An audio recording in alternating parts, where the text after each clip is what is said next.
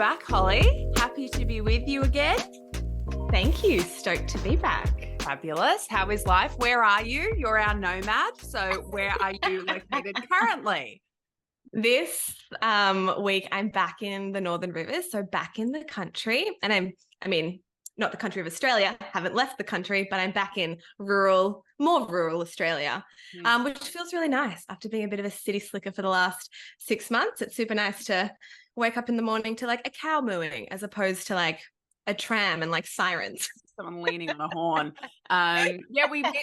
We almost crossed paths. I've been a bit of a nomad myself. I've been down the coast. I've been down to Melbourne. I'm heading back down the coast today. But we didn't cross paths. I hadn't been to Melbourne in like 6 years and forgot how much I love it down there. It is just such an amazing city. It really, close your ears, Sydney-siders. It really is superior to Sydney in so many ways. I fall in love with it every time I'm there. Just totally immerse myself in like the art culture and go to comedy shows all the time and eat croissants. And you just really like romanticize like the grunginess of it, I think is what I do.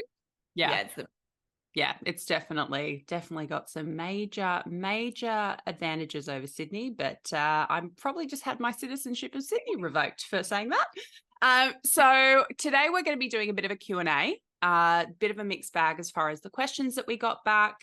Some of them are sort of more so about our experience. Some of them are more general recovery questions. There's a lot of questions, so this isn't the last time we'll be doing this.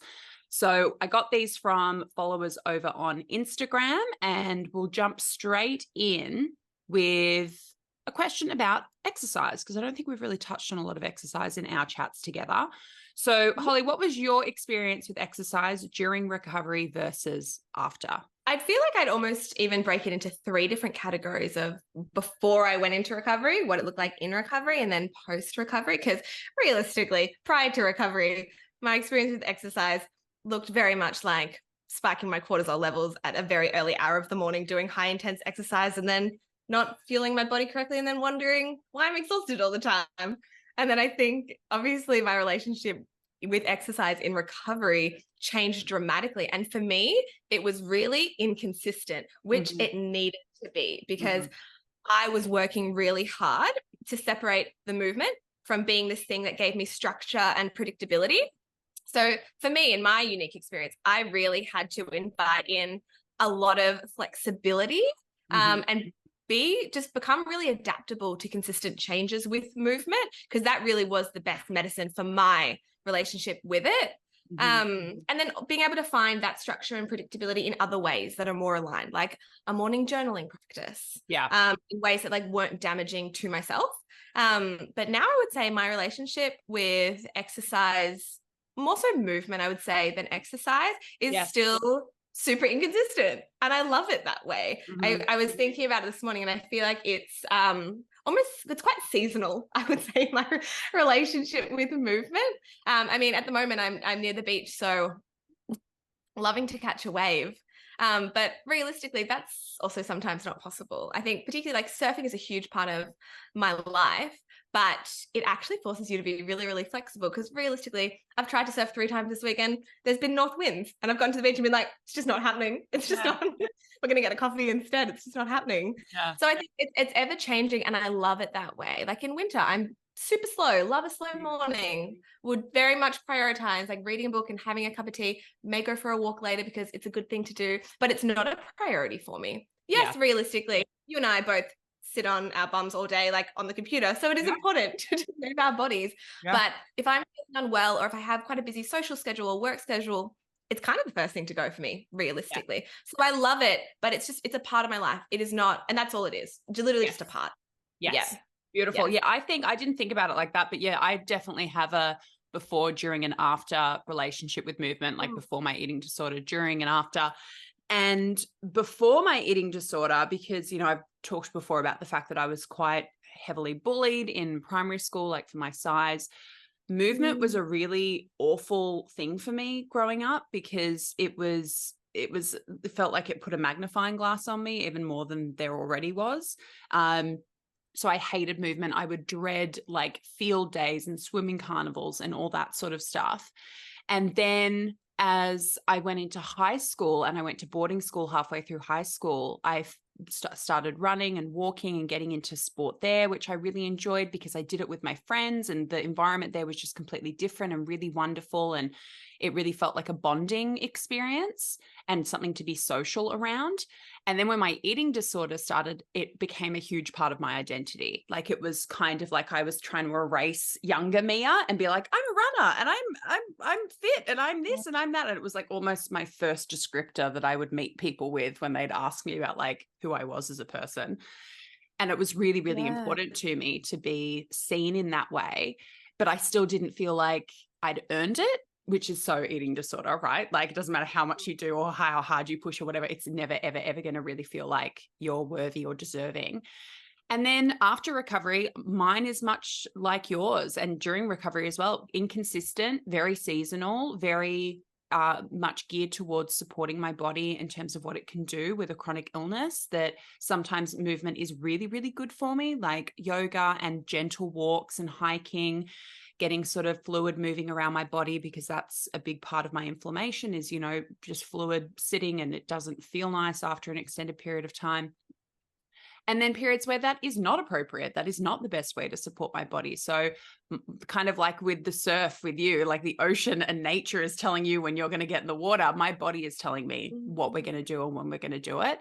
And it's never, well, I've decided and my body just has to go along with it. It's, my first check-in is, what is the best thing I need to do to support my body today? So yeah, I think that if you choose to have a relationship with movement, it's going to look quite different, quite likely, than how it looked when you are unwell. Yeah. And I think, because we are always evolving and ever changing, of course, our relationship with movement should absolutely mirror that. And I get such a pang in my heart when you talk about that younger version of yourself, that child version of yourself, just hating exercise, because I was so the same. I was very unconscious. I was very just aware of my body in high school. And like, if there was a beep test, you can bet that I was getting my mum to write me a note. I was like, forgot my shoes. Because it was genuinely, I God, feel I like just broke out into a cold sweat when you said beep test. it's like I've literally a forgotten trauma about response. the beep test. It's such a cruel It's thing to awful. do. It's It's like, awful. who's going to be the first to drop out? Yeah. It is so hectic. And I remember I was the same, So like every tense. cross country. Obviously, I was hiding in the bathroom, and I remember the worst thing happened one year. Like, a bunch of girlfriends and I, it was like 3 of us. We like ditched the, what's it called? You wagged the running carnival. Just Yeah. didn't want to do it. I was just so insecure. I was like, I don't want to have to run this Yeah. 4K and be the I last wagged person. it. I wagged a swimming carnival too. I was like, I'm gonna get in a swimmer in front of all these all these girls. Are you kidding me? But what then happened? We were like, okay, cool. So we're just gonna pop out at the end, close to like when everyone's finishing. Popped out too early, got fourth, and I was like, oh my god, I'm gonna be sent to the next level. I'm gonna be sent to the next level. Hasn't broken a sweat, hair down, Huh? and then I think this was the first time in my life I felt deep guilt. Yes. Deep guilt, and I had to complain. And obviously, they already knew. They were just waiting for me to do the right thing. For those, So I think that just added to the stress of it. yeah. For those not aware, the beep test is something that they get you to do in like physical education class, where it might be like a basketball court and they're getting you to run from one end to the other, and there's a beep going off, and the beep gets faster. Like, there's shorter intervals between each beep, and you have to get to the end of the court before the next beep goes. And it's like, it's very Hunger Games-ish. No one's laughing. It's not fun or funny. It's like kill or be killed. This is a zero-sum game. And I would just be like ambling down the court. The first beep would go, I'd be like, oh no, I've got to go and sit on the sideline. Sorry. People are like falling over diving for it, and then there's someone with a clipboard being like, no, out. No, okay, that's it. And there was no prize at the end of it. Like, there was no, other than like, I don't know, the pride of winning the beep test, but there was no great incentive to engage in this. So for any overseas Literally listeners none. may not know what the beep test is, that's how we approach or introduce movement to children in Australia. This is a good one. How were you able to push through the big dips in motivation in recovery? I think for me, just knowing who I am as a person, phases of stabilizing were really important to me. I'm just someone who needs a lot of time to process and integrate Mhm. and get really grounded in steps that I've made before making the next leap forward. So my recovery was sort of like, make lots of progress. Let's just sit here for a hot minute and like, let's do it again. And then let's just sit here. And I Yeah. think that really supported me having space for the times where I didn't have motivation. Because I like to think of motivation like an emotion. It's going to come, it's going to go, it's going to Yeah. come, it's going to go. If Mhm. you are coming into this expecting to have motivation all the time, dials, it's going to be a little bit difficult. It's just not going to happen. And Yeah. also if you're sitting on the couch and you're so unmotivated to do the housework that you have to do, and you're waiting for the motivation to happen, you're going to be sitting on the couch for about 3 days. You Uh-huh. need to just think about what is the one thing that I can do to kickstart the motivation and get the action happening, knowing that the motivation will always come back. Just as like the happiness will always come back. Every Mhm. positive emotion will always come back. We just got to sit in these ones sometimes and not thinking it's a disaster. I feel like people almost have this fear of motivation and they feel unmotivated, and then they have this like attachment to being like, this is really bad and things are going really bad. It's like, it's Mhm. not the reality. It's literally just not feeling motivated, and it's almost necessary to feel unmotivated sometimes. Yeah, I love that you said, I don't push myself or force myself. It's something that we've referred to before. It's like that tough love measure of like, do I need a push or do I need to rest? Like I had a Mm. client reach out to me recently who really hit a wall emotionally with something much bigger, like not much bigger, but something Yeah. like a life event that was big, right? And reached out to me feeling really bad that she hadn't been able to do XYZ in recovery. And I just went, you did exactly what you need to do. You reached out, you told me what's going on, you established boundaries, you said what you needed, and you're meeting those needs. Like sometimes the answer is not actually to push forward, it's to lean back into whatever you're feeling so that it can have its full journey and then be over, and then you can move into the next stage as opposed to prolonging suffering, right? And Yeah. yeah, I think that sometimes when people send these questions, because I've had this question quite a few times over the last 10 years, and mine has incrementally changed, where they're looking for like the magic, like a book or a saying or a skill. And it's like, sometimes the answer is that there is no answer, that it actually doesn't need a fix. When clients are expressing that they're really tired and burnt out and lacking motivation, my answer is never to like push them and push them. It's always to meet them where they are. That's our like main job in our, coaching work, is to meet people where they are. We don't just have a cookie cutter program that we shove them into. So if I can tell that they're burning out, what we do is we come up with 3 lists. The first one is maintenance and management. That's what it's called. The first one is, what do we need to maintain? Like, what have we already worked on that we need to keep in rotation? Like, obviously, if they're on a meal plan, the meal plan doesn't change, but we're not going to add anything. We're not going to expand on any of those challenges. If they're doing a certain amount of movement, that will not increase. We're not going to, increase anything we're currently doing.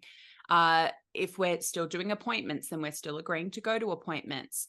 And then we do a list of red flags. What are things that we need to look out for to see that, eating disorder might be using this rest period to claw its way back in? Like it's, taking little bits out of snacks or meals, or it's wanting to cancel appointments or whatever it might be. And then the third list is action plan, which is really just like reach out to me, out to other team members, maybe tell a loved one, try to get back into some of the skills that we use, like dialoguing, etc. But most importantly, reaching out. So the answer very often is do nothing. Do what you're currently doing and don't do any more, and wait for that motivation to come back. Because I love how you put that, like happiness will come back. All of these emotions and experiences and states are cyclical. It will come back. But I think the more we force it, the more we prolong whatever state we're currently in, because we're not letting whatever is happening just be and have its season and work its way out of our system. Yeah. And I think it's also I agree with that so much. And I think it's also an opportunity to address your relationship with productivity, Mm-hmm. and actually being like, rest is so productive. It's Mm-hmm. actually imperative in this experience as well, because showing up every day and doing this hard cognitive work and challenging behaviors and having to stay present with yourself, like this is a full-time job. Plus, a lot of people also have full-time jobs or children or households to run or are studying, all these things. It is so important to rest. And I know this comes up with a lot of my clients often, of being like, again, like I feel like I didn't meet these goals or I didn't do this. It's like, but what actually is working? What also did we achieve? Mhm. Because if you can achieve everything that we achieved last week, cool, we're stabilizing. That's okay. That's okay. It's really important. If we're communicating openly about it, great. You're already doing something differently. Yeah, absolutely. I think for me, I just quite naturally took the same approach you did. I just, because I didn't know a lot about recovery, I think that was a real hindrance and also a help, because I didn't have expectations of myself of like how long this should take or what I should be doing. Whereas now I do see, especially, there is so much benefit to things like the online recovery community, et cetera, but it also does bring around a lot of comparison for clients where they're like, I should be, or I should be where they are. I should be doing what they're doing. And it's like, I could not put two clients next to each other who I've worked with over the last almost 7 years and say that they're even similar, let alone identical. So whatever this is going to look like for you in terms of, maybe sometimes having to hang out in certain areas of recovery or having to repeat certain goals so that you really feel like they're cemented in. That's your process. There is no timeline here. There is no, failing the program, because it's meant to be tailored to you as an individual. That's just the journey of life. 100%. We're all on. Recovery is it's a crash course in being a person. It is. I think like some of the best advice I was ever given, this isn't really recovery advice, it's just kind of like life advice, Mhm. particularly when you're in your 20s. I think it's so easy, particularly if you've come from an eating disorder as well, to just want to like plan and have things figured out and like, this is going to happen, and this is going to happen, and this is going to happen. But realistically, your journey of recovery, you can't define it like set in stone, this is what's going to happen, because you don't know what's going to be going on in your life. Because realistically, in your 20s, like, you might fall in love, you might fall out of love, something might Mhm. happen, you might move house, like a pet might die, you might have this Yeah. great new group of friends you want to spend more time with. Like, there's so many things there's so many different moving parts. So Yeah. it's almost a bit of an injustice to yourself to be like, we're going to do this by this date and this by this date and this by this date. Like, we know the direction we're going in and we know what we need to do to get there, but Yeah. let's just be a little bit flexy with it.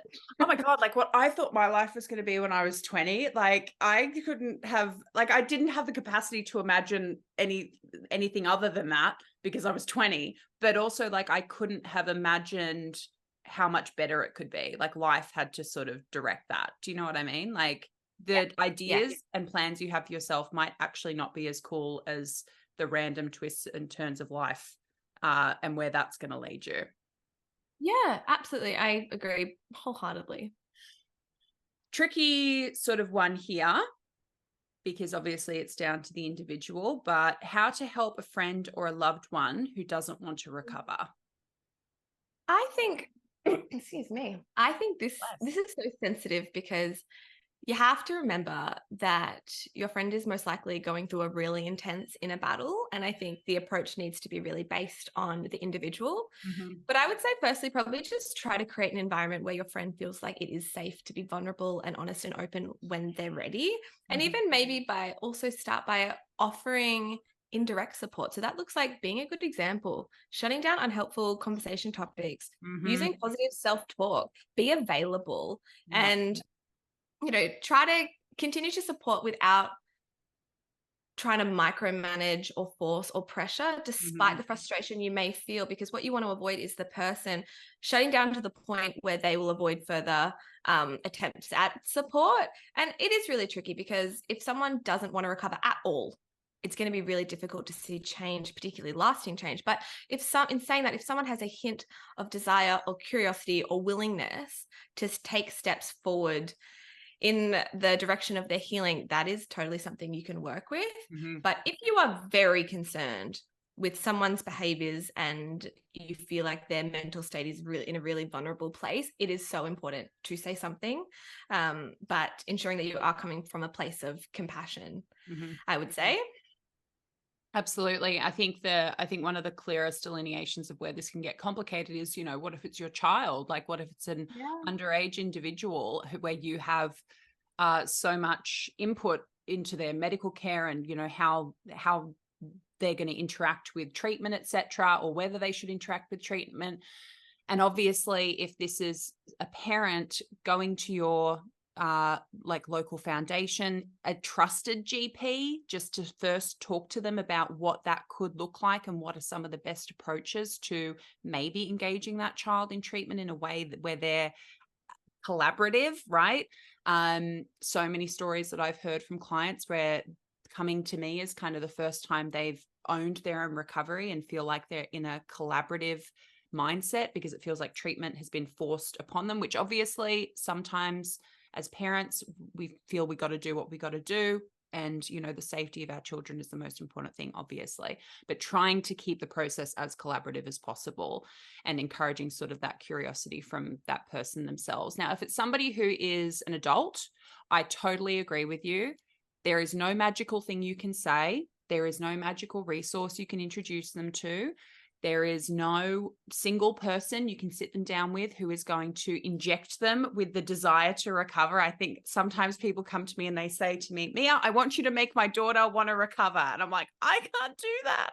I'm not magical.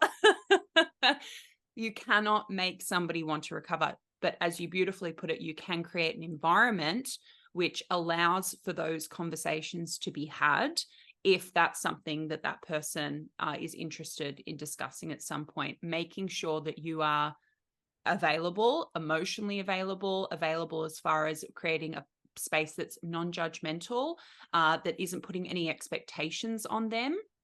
Because I think that it can be really difficult to be close to somebody who has an eating disorder. I know that, we've talked about issues that I've had with, friends and family members and how difficult it was for them to be in my life and remain in my life as I got more and more unwell. It can be really, really challenging. The best advice I can ever give is like, don't ever give up. Have your feelings, absolutely don't feel that you can't have support and have your feelings and frustrations validated. But as far as the undercurrent of the tone that you're sending to that person, the impression you're giving them, the undercurrent must always be, I'm always here. I will never, ever, ever give up, whether or not you choose to embark on recovery or otherwise. For me, I'm always going to keep it on the table for you. I'm going to hold on to the hope until hopefully you want to pick it up yourself. And I think even someone hearing those words, it really creates just such a safe environment to be like, okay, I feel supported. I feel like I'm held in this space, but also still putting it back on them, being like, everyone is an autonomous adult. Not everyone, but those who are adults are. And you have to take responsibility for your healing, and no one can force you to do that. But if you are the friend who is concerned, another thing I would say is you just need to be really careful to look after yourself as well, because if you are giving and giving and giving and it's not being received, that could be really exhausting. And that could be the point where you're like, hands off, fine, I'm not doing it, you're on your own. That's what we want to avoid. Yes. So it's just like, let's just tread lightly. No one go into burnout.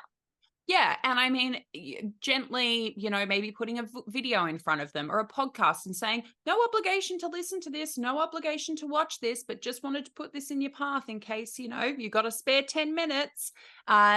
And again, without any expectations, because you're just keeping that door open for them to walk through should they ever come to a point where they are ready. They have somewhere to go where they know you're going to be able to meet them where they are, and again, with no judgment or no expectations. But it is really, it's not easy to watch somebody and feel like, oh, I have the answers and I could, help guide you towards something better for yourself. But we've got to treat people as autonomous individuals, like you said.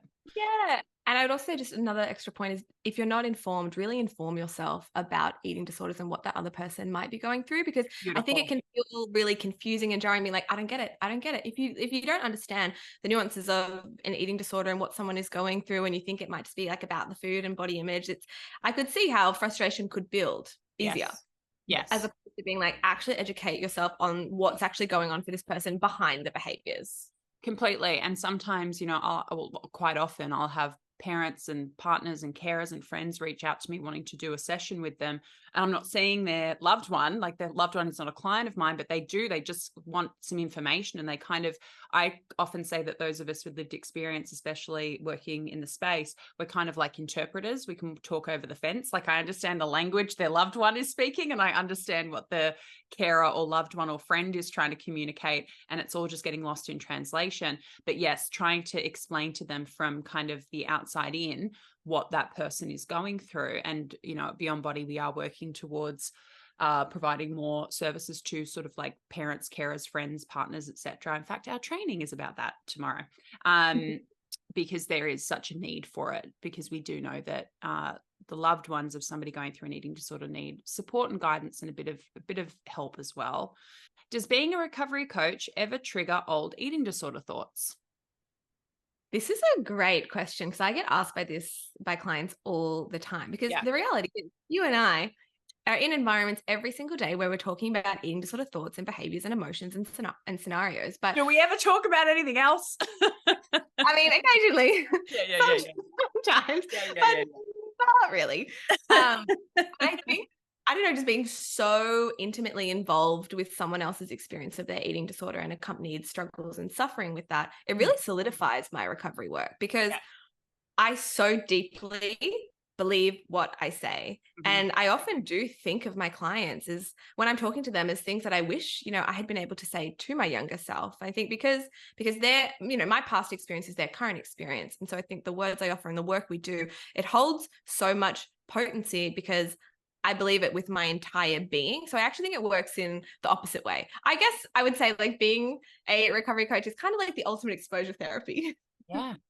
Yeah, completely. And I mean, obviously, there's so many guardrails in place, especially with the Carolyn Costin Institute, that you need to be recovered for 2 years. That the training is very, very clear about, if this is bringing up XYZ for you, then, this is something that you need to reflect on and, go back to CCI about, etc. So there's all these pit stops along the way, which are basically putting up a sign saying, are you sure? Are you sure? Are you sure? As you sort of move through the training. But I feel exactly the same way. I really felt, especially in the first couple of years of working, that it was just incredibly affirming to the fact that I was fully recovered, and that it did really solidify that belief and that feeling. And now I'm also at a stage of my recovery where I actually forget a lot of my eating disorder in detail, like from my own. I do remember like XYZ happened, but I don't feel as connected to it.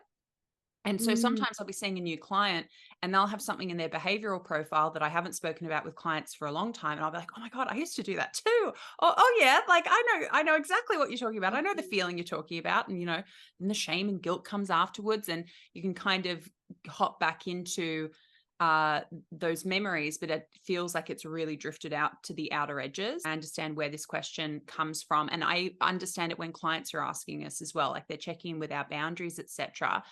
And I'll be really honest with them and say, look, this is not to say I'm bulletproof and I'm not human.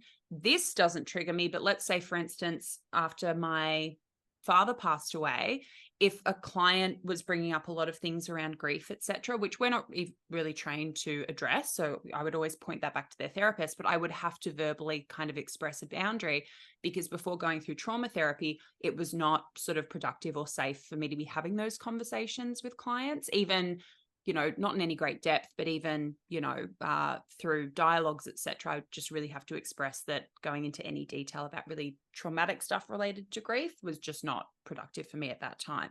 So it's not that we're inhuman. It's not that we don't have certain things that we might be, sensitive to at certain times. I know that I've spoken with other coaches who have to have some of those boundaries around other things. But no, certainly not in the eating disorder department. And it's kind of, I remember when I went to America when Dad was unwell and we were taking care of him, and I would do Q&As on Instagram and stuff when I was over there. I always got the question, with everything that you're going through, are you afraid that you might relapse? And my immediate internal, like visceral reaction was like, excuse my language, like, fuck no. Like, that would never be a solution. I can't, with everything that I have going on, I can't imagine adding the complexity and the darkness and the out of control chaos of my eating disorder back into the mix? Absolutely not.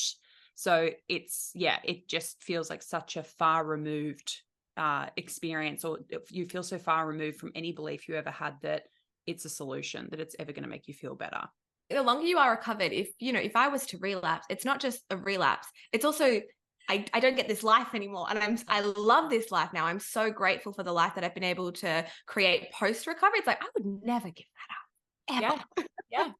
And I mean, I don't think that any of us who say that we're fully recovered are naive. Like I say now confidently, and I say with each year, my confidence grows around, I can't envision an experience or a state or a period of my life where that would happen, where there would be, sort of this big door opening up to an eating disorder again. Also, because of so many of the things we talked about in other podcasts, just like that recovery requires like drastically changing your life and drastically changing your coping mechanisms and your boundaries and all these things which, support being able to remain safe and healthy long term.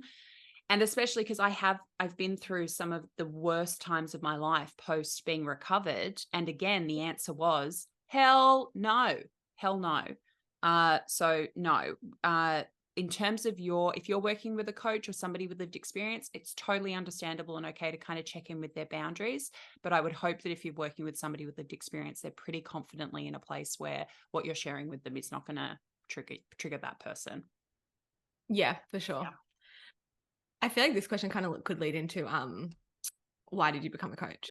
Okay, so I think when I recovered, obviously it changed my life in terms of, how I related to food and my body and myself on a day-to-day basis. But once I was in like maintenance phase of recovery, the work of recovery, it continued to just help me question life and I think my general experience, because in reality, I learned so much in recovery that opened me up to all these other areas where maybe I had also been living a little bit passively and not in alignment.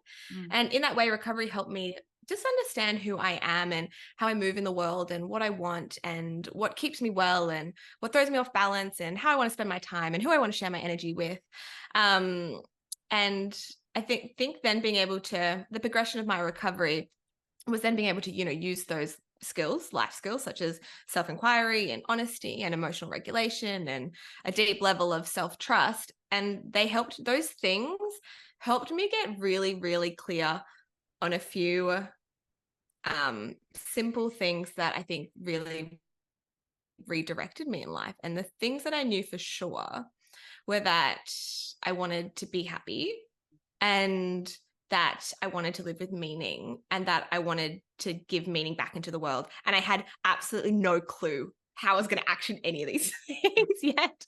But I had the idea of them and that felt strong enough. So I actually wasn't, didn't go through coaching with you and was like, cool, I'm going to be a coach at the end of this. Like I didn't have that idea. Maybe it came to me once and then I lost it, but I sat with it. I didn't have it at all really for a few years. And I think it wasn't until I came to the realization of these few things, few core truths that I really wanted in my life that felt super, super important, that the idea of becoming a recovery coach came back to me and it felt like something I should really investigate. And even that at that time, I had no idea how special this work would be and how much I could care about what I'm doing. Because, obviously from my own experience of going through recovery and having a coach, I believe in coaching in this work. I believe in full recovery, and I very much believe in supporting someone from lived experience and supporting just with that behavioral outpatient coaching as a very key support in recovery. So I think there's a million reasons why I became a coach, but I think for me, above all else, it aligned with everything that I found out that I wanted in my life from my experience of recovery. Yeah, I think your position in sort of the coaching field and like within Beyond Body, but within CCI more broadly is really interesting and valuable because you would be a very rare case where you've had both. Like you've had the role of being coached and you've had the role of being a coach. Like you really can speak, like when we're doing retreat discovery calls or, we're talking about coaching with them, I'm always throwing to you and being like, Holly actually has the most insight here and the most amazing thing to share because she can speak from both sides of the experience. So you hold a very, very unique kind of perspective, I think. I became a coach because I was obviously working in the field within sort of advocacy. I had been running the channel, working in finance, which was not advisable, but it had done its job for almost a decade, and had actually just then gone to work for a theatre producer. And I hated that job. And at the same time, I was going around doing some speaking things with Butterfly. This is before I became their ambassador officially.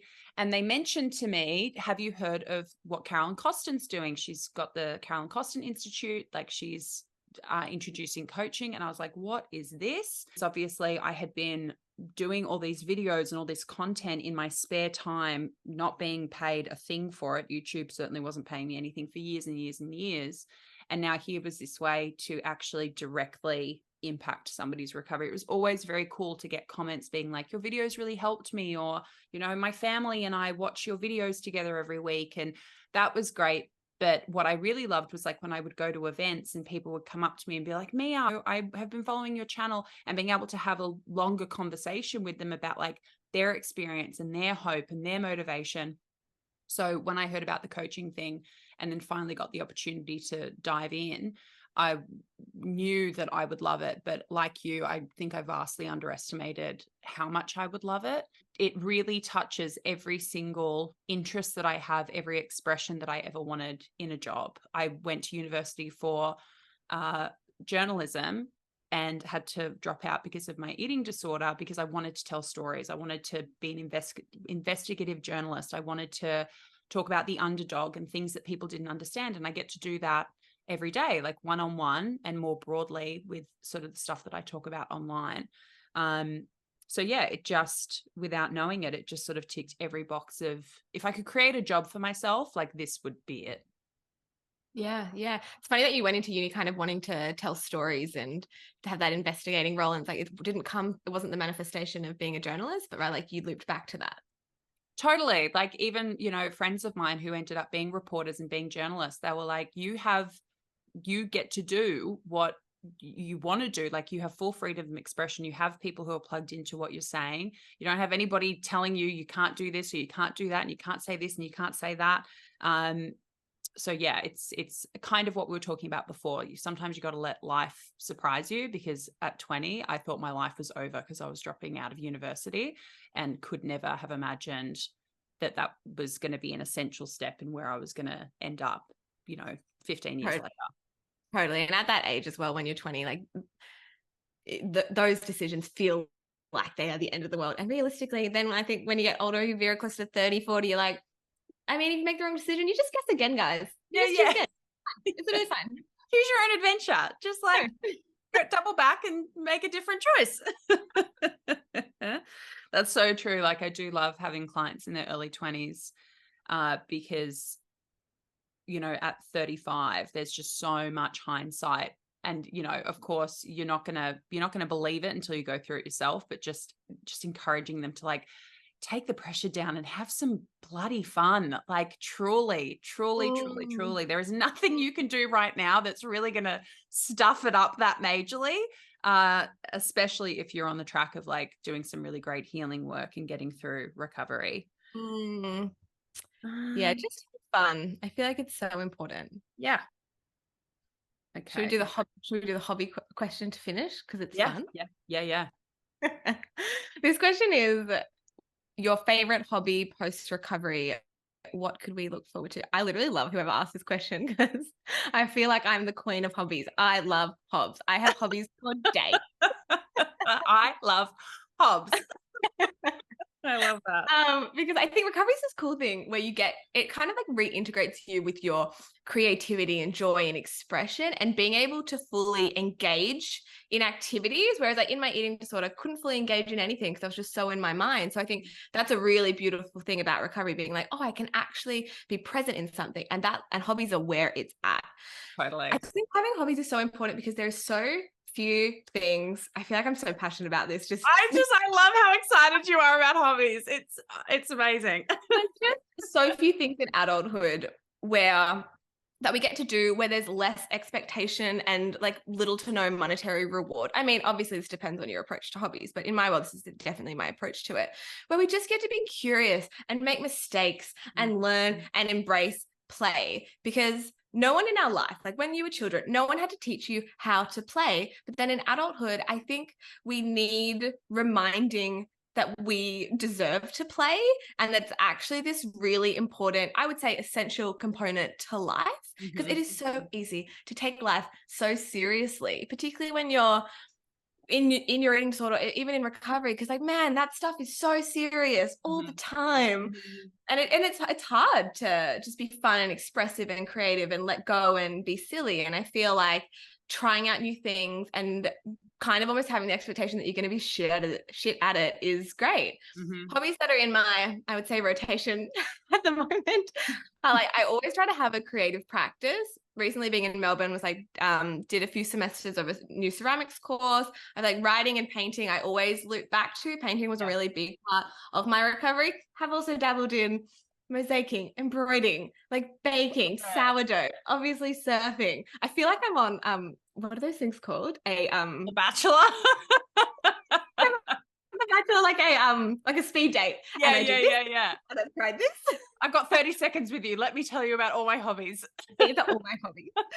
I guess my hobbies are sort of like mixed between like something that is like intimate, that's my own thing, that's just a form of expression, and then also something that's like community fun play. So that could be like doing a random dance class, or I run a book club. If anyone wants to be in a book club, we do this monthly. So just like, yeah, it's a great thing to mix up, particularly when you have a job, as we do, which most of the time is quite serious.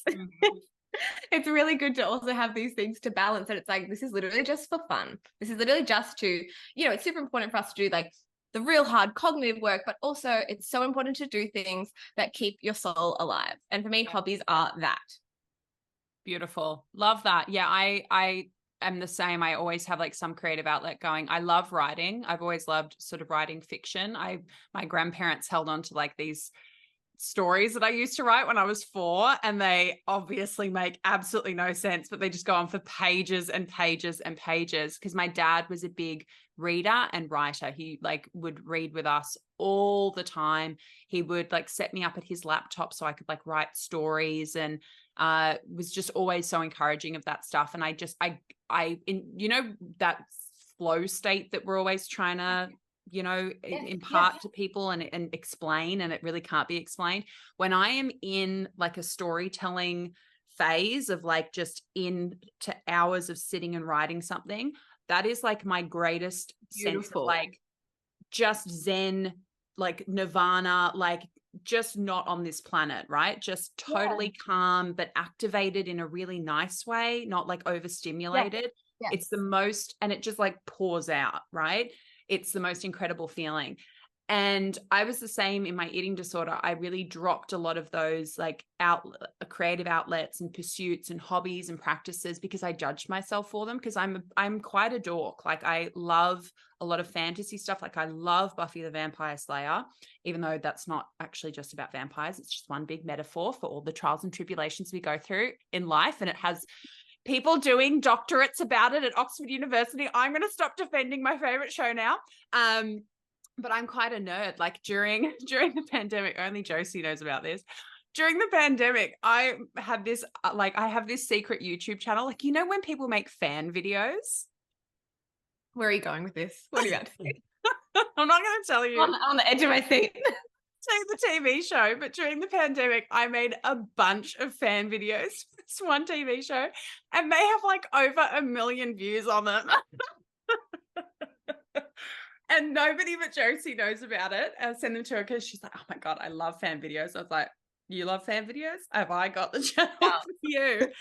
And like just putting together like clips of the show and a song, and it's so daggy and dorky, and no one's ever going to know about it. And it's the best feeling to just be like, this is for nothing. This is never going to be anything. It doesn't have to be anything. The point of it is to be nothing but just some silly like downtime and just switching my brain off.